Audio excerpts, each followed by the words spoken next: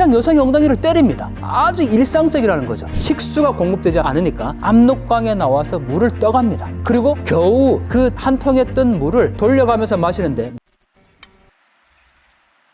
네, 안녕하세요. 동아대학교에서 북한을 연구하고 가르치는 강동환입니다. 통생통사 강동환TV를 운영하고 있습니다. 만나서 반갑습니다. 지금 여러분들 많이 불안하십니까? 한반도에서 전쟁이 날 것 같습니까? 저는 한반도에서 지금 전쟁이 일어날 가능성은 낮다고 주장을 합니다. 왜 그럴까? 일단 평양에서 얼마 전에 무인기가 떴다고 북한이 주장을 했는데, 저는 그걸 자작극이라고 계속 지금 주장하고 있고, 북한의 김정은이 2개의 국가를 지시를 해서 그러한 지시를 이행하기 위해서 북한에 끊임없이 지금 남북한 간의 군사적인 대치를 이어가고 있다라는 건데, 전쟁을 하기 위해서는 가장 먼저 병사가 필요하겠죠. 청년들이 필요합니다. 북한 청년들 과연 전쟁할 능력이 있을까요? 북한 청년들은 지금 어디에 있을까요? 그 부분에 대해서 오늘 한번 살펴보겠습니다. 자, 지난 7월 27일이죠. 북한에 엄청난 수해가 발생했습니다. 뉴스 방송을 통해서도 영상을 보셨지만 신의주 일대가 완전히 물에 잠겼습니다. 막 사상 최악의 홍수다라고까지 표현을 했는데, 그 뒤의 상황이 중요한데, 북한 청년 30만 명이 수해 복구 현장에 자원해서 가겠다라는 것을 북한 당국이 막 선전합니다. 그리고 8월 6일 김정은이 참석한 가운데 수해 복구 지역으로 떠나는 백두산 영웅청년 돌격대 진출식까지 열어줍니다. 아주 이례적인 일인 거죠. 그 정도로 북한에서 수해가 심각했다라는 것을 명확히 알 수 있는 대목인데, 백두산 영웅청년 돌격대 어떤 단체입니까? 백두산 영웅청년 발전소를 맨몸으로 지은 돌격대입니다. 평양의 전이거리, 여명거리 다 이 백두산 영웅청년 돌격대가 지은 거예요. 거의 김정은의 친위 부대라고 할 수가 있죠. 그런데 이 돌격대가 수해 복구 현장에 가서 수해 복구하는 모습을 알 수가 없어요. 북한 내부 상황이니까. 그러다 보니까 지금까지 계속 북한 당국이 선전하는 것만 그냥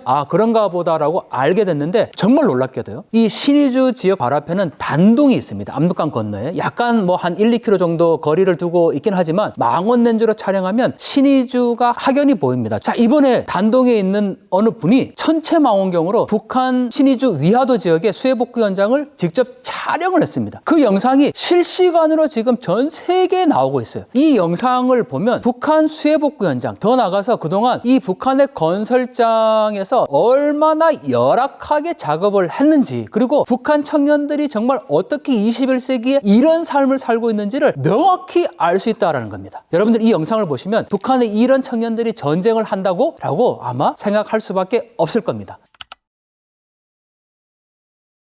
자, 먼저 한 달 만에 16층 아파트가 올라갔습니다. 어떤 분들은 또 이것만 들으면 16층 아파트를 한 달 만에 올렸으니까 저런 기백을 가진 청년들과 우리가 전쟁에서 싸우면 진짜 나만이 지는 거 아니야? 이렇게 생각할 수 있습니다. 그런데 이 16층 아파트, 지금까지는 그냥 겉모습만 우리가 이렇게 멀리에서 보고 북한 당국이 보여주는 것만 봐서 그렇지만, 이 천체 망원경으로 자세하게 찍은 영상을 보니까 16층 아파트를 쌓는 동안에 안에 아무것도 없는 빈 깡통 건물입니다. 즉 전기, 난방, 상하수도, 심지어는 엘리베이터도 16층 건물에 없습니다. 그냥 1층부터 건물을 계속 16층까지 벽돌만 쌓은 거예요. 그것도 중장비 하나 없이 맨손으로. 이게 북한 건설의 열악한 현실이었다라는 겁니다. 그리고 이 청년들의 모습들을 보면요, 우리가 그래도 삽이라도 있잖아요. 북한은 청년들이 삽이 없어가지고 가래질이라고 이 삽같이 생긴 거를 양쪽에서 끈으로 당겨주는 방식입니다. 한국에서 옛날에 60, 70년대 이걸 사용했다고 말씀 주시더라고요. 이런 방식으로 작업들을 하고 있고, 더 나아가서 작업장에는 일단 마실 물이 있어야 되잖아요. 근데 물이 없습니다. 영상을 보면 수천, 수만의 사람들이 지금 여기서 작업하고 있는 게 보이는데, 식수가 공급되지 않으니까 압록강에 나와서 물을 떠갑니다. 그리고 겨우 그 한 통에 뜬 물을 돌려가면서 마시는데, 맨바닥에 앉아서 이만한 통에 있는 그 압록강에서 받아온 물을 그냥 꿇어 앉아서 벌컥벌컥 마시는 장면도 있습니다.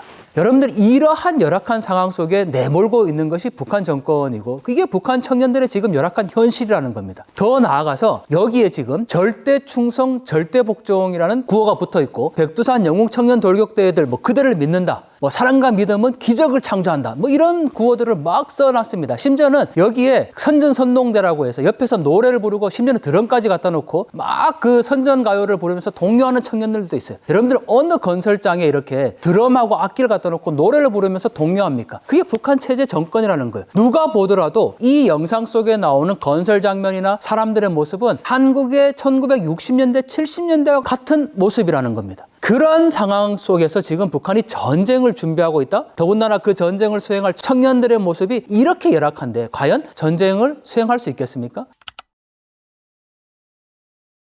또 하나, 이 성추행 문제를 얘기하지 않을 수가 없는데요. 우리는 한국에서 지금 양성평등에 대한 얘기를 하고 있지 않습니까? 지금 뭐 여자가, 남자가 이런 이야기만 해도 그거는 굉장히 문제가 될 여지가 있습니다. 제가 가정을 하나 들겠습니다. 여러분들 직장을 다닙니다. 그런데 직장 상사가 남자인데 갑자기 지나가는 여사원의 엉덩이를 툭 때립니다. 여러분들 한국에서 지금 있을 수 있는 일이겠습니까? 아마 그렇게 되면 법적 처벌을 받을 수밖에 없고 사회적으로 그냥 매장입니다. 그게 우리 사회 인식이라는 거죠. 그런데 이 영상을 보면요. 여성, 청년, 이제 10대 후반에서 20대 청년들인데 창간으로 보이는 남성이 그냥 여성의 엉덩이를 때립니다. 근데 여성이 별로 저항하지 못해요. 아주 일상적이라는 거죠. 저는 이 장면 하나가 문제라고 말씀드린 게 아니라 북한 사회 전반적인 분위기에 대해서 말씀을 드리는 겁니다. 즉, 남성 상관이 여성의 엉덩이를 그냥 때릴 수 있는 정도라면 나머지 기강이나 여성 군인들, 뭐 여군들 처우 얼마나 열악하다고 봐야 되겠습니까? 이런 상황에서 과연 지금 21세기 최첨단 무기로 무장되어 있는 이 대한민국 군인과 싸워서 북한 군인이 이길 수 있다? 저는 불가능하다고 봅니다.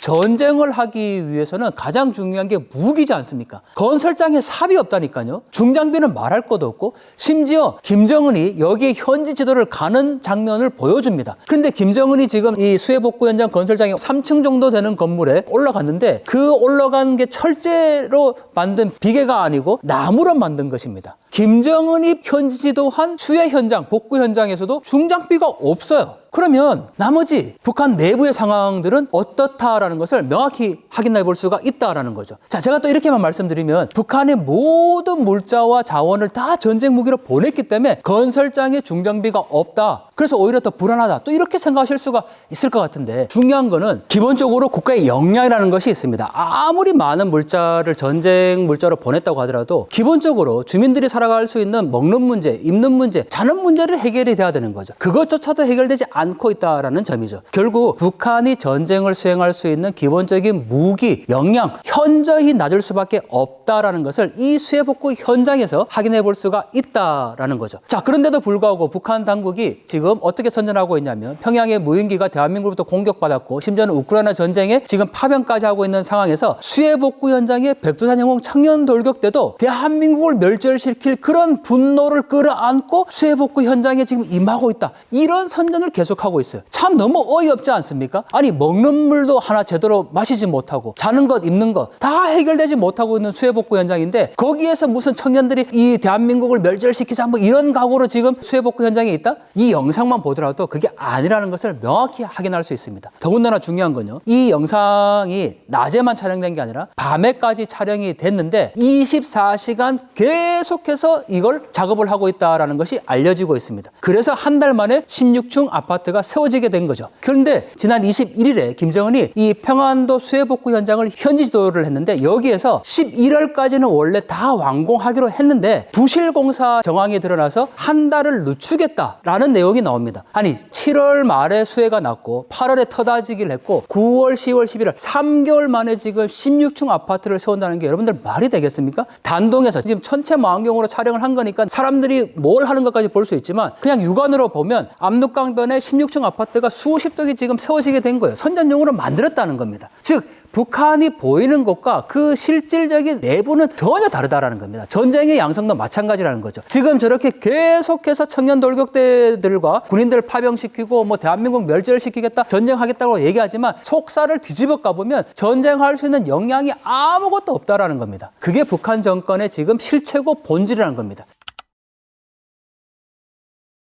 북한 내부의 상황, 즉 김정은이 지금 청년들 이렇게 통제하는 명확한 이유가 있습니다. 가장 중요한 건 바로 청년 세대들의 사상 통제입니다. 지금까지 북한이 2020년부터 반동서양문화배격법, 청년교양보장법, 평양문화보호법 등을 통해서 청년들의 생각들을 다잡기 위해서, 사상을 통제하기 위해서 법적인 조치까지, 심지어는 남한의 영상물을 보면 사형까지 시킨다는 조치를 내렸습니다. 그런데도 단속이 안 되는 거예요. 지금 장마당 세대가 내가 왜 김정은을 위해서 목숨을 바치나 라는 생각을 갖고 있는 세대라는 거죠. 이게 김정은에게는 가장 치명적인 두려움이자 정권 위협의 대상이라는 겁니다. 결국 이 청년들을 다잡기 위해서는 수해복구 현장으로 30만 명의 청년들이 갔다라는 것을 과장해야 되는 거고, 실제로 보내서 거기에서 일을 하도록 만들어야 되는 거죠. 딴 생각 못 하는 겁니다. 140만 명의 청년들이 자원해서 군에 가겠다라고 얘기할 정도고, 실제로 지금 1,500명에 되는 군인을 보냈어요. 북한 내부에서 청년들을 끊임없이 통제하고 단속하기 위한 조치라는 겁니다. 여러분들, 만약에 한국이 같은 동포 민족인데